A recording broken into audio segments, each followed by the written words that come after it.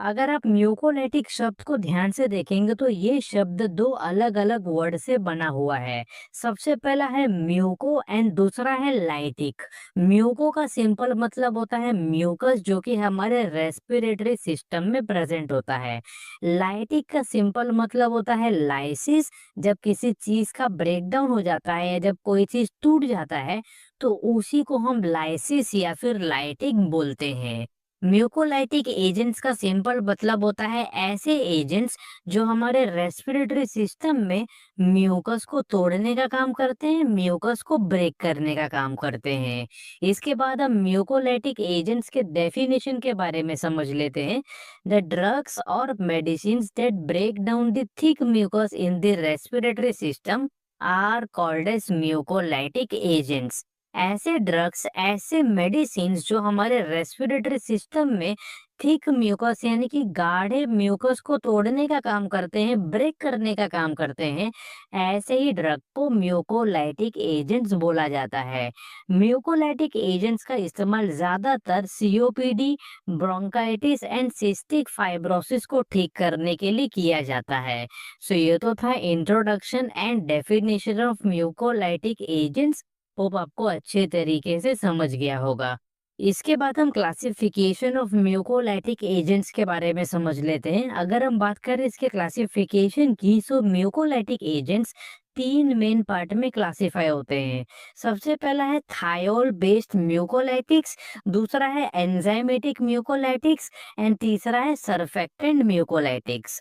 अगर हम बात करें थायोल बेस्ड म्यूकोलाइटिक्स की, तो इसके एग्जांपल है एसिटाइल सिस्टीन एंड कार्बोसिस्टीन। अगर हम बात करें एंजाइमेटिक म्यूकोलाइटिक्स की, तो इसके एग्जांपल है डोर्नेस अल्फा एंड लास्ट है सरफेक्टेंट म्यूकोलाइटिक्स और इसके एग्जांपल है ब्रोमहेक्सिन एंड एम्ब्रोक्सोल। सो ये तो था classification of mucolytic agents. Hope आपको अच्छे तरीके से समझ गया होगा। नेक्स्ट हम pharmacological actions of mucolytic agents के बारे में समझ लेते हैं, यानी कि म्यूकोलाइटिक एजेंट्स हमारे बॉडी के अंदर किस तरीके से अपना एक्शन दिखाते हैं इसके बारे में समझ लेते हैं। सबसे पहला है thiol based mucolytics. Mucus contain a network of glycoproteins stabilized by disulfide bonds. Thiol-based mucolytics like acetylcysteine break these disulfide bonds, which lead to reduction in the mucus viscosity, making it thinner and easier to expel through coughing. Acetylcysteine is also known for its antioxidant properties and is used as antidote in paracetamol overdose. हमारे respiratory system के अंदर जो mucus होता है, इस mucus के अंदर disulphide bonds present होते हैं और इसी डाइसल्फाइड बॉन्ड्स की वजह से ये म्यूकस काफी ज्यादा थिक होता है, काफी ज्यादा गाढ़ा हो जाता है। थायोल बेस्ड म्यूकोलाइटिक एजेंट जैसे कि एसिटाइल सिस्टीन इसी डाइसल्फाइड बॉन्ड्स को तोड़ने का काम करते हैं, ब्रेक करने का काम करते हैं और टूटने के वजह से हमारे बॉडी के अंदर यानी कि हमारे रेस्पिरेटरी सिस्टम के अंदर जो म्यूकस है, उस म्यूकस का थिकनेस काफी ज्यादा कम हो जाता है एंड म्यूकस पतला हो जाता है और पतला होने की वजह से ये म्यूकस हमारे रेस्पिरेटरी सिस्टम के अंदर से काफी आसान तरीके से बाहर निकलना चालू हो जाता है। एसिटाइल सिस्टीन के पास एंटीऑक्सीडेंट प्रॉपर्टीज भी होते हैं एंड एसिटाइल सिस्टीन एंटीडोट की तरह भी काम करता है पैरासीटामोल ओवरडोज के अंदर। नेक्स्ट है enzymatic mucolytics. Enzymatic mucolytics like dornase alfa break the strands of DNA which are present in mucus. By breaking down DNA, it decreases mucus thickness, making it easier to expel through coughing.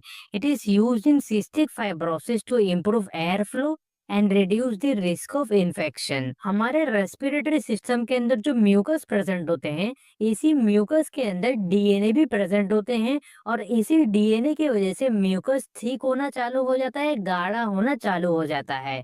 Enzymatic mucolytic जैसे कि डोर्निस alpha इसी DNA को तोड़ने का काम करते हैं, break करने का काम करते हैं और डीएनए के टूटने की वजह से इस म्यूकस का जो थिकनेस है वो धीरे धीरे डिक्रीज होना चालू हो जाता है और जैसे ही थिकनेस डिक्रीज होगा वैसे ही ये म्यूकस हमारे रेस्पिरेटरी सिस्टम से आसान तरीके से बाहर निकलना चालू हो जाता है।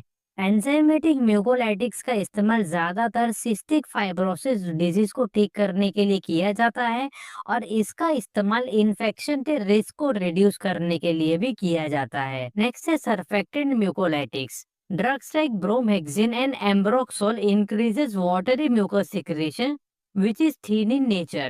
This watery mucus makes thick mucus thinner and easier to cough out.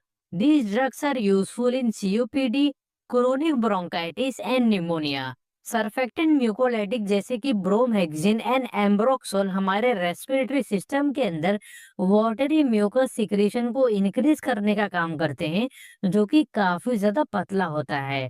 ये वाटरी म्यूकस हमारे रेस्पिरेटरी सिस्टम के अंदर जो थिक म्यूकस होते हैं उनको पतला करते हैं और पतला होने की वजह से ये थिक म्यूकस हमारे रेस्पिरेटरी सिस्टम के अंदर से अच्छे तरीके से आसानी से बाहर निकल जाते हैं।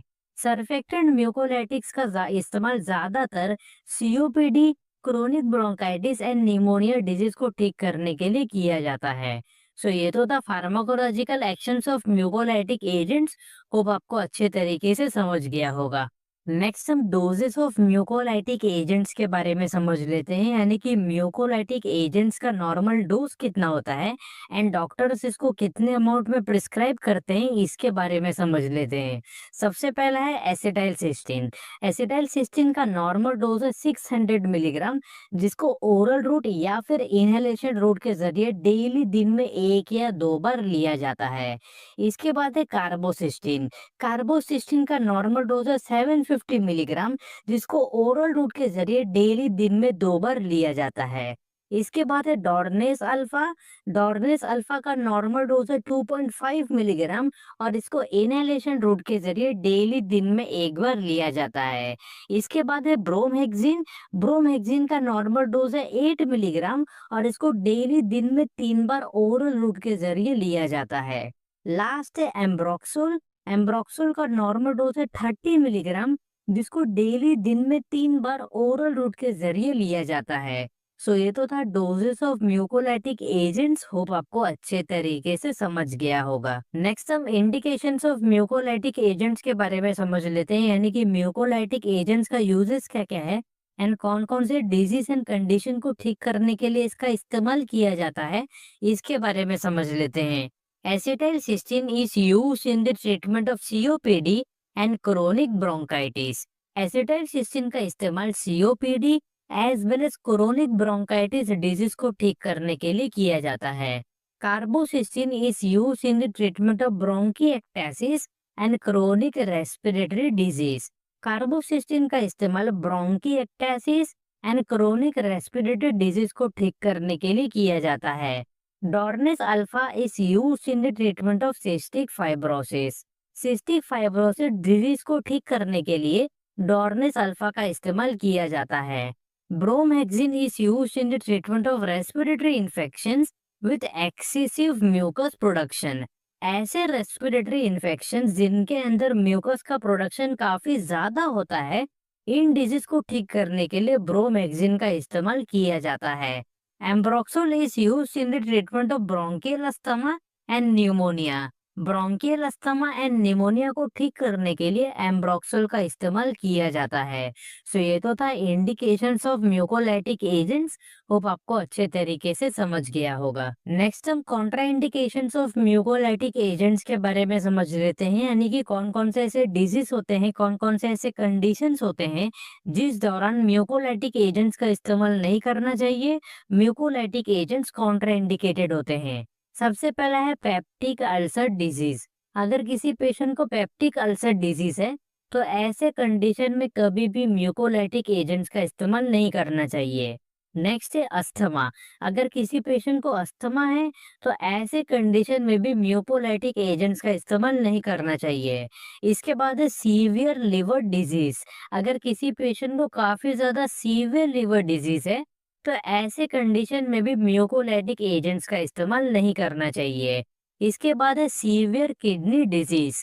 अगर किसी पेशेंट को काफी ज्यादा सीवियर किडनी डिजीज है तो ऐसे कंडीशन में भी म्यूकोलाइटिक एजेंट्स का इस्तेमाल नहीं करना चाहिए।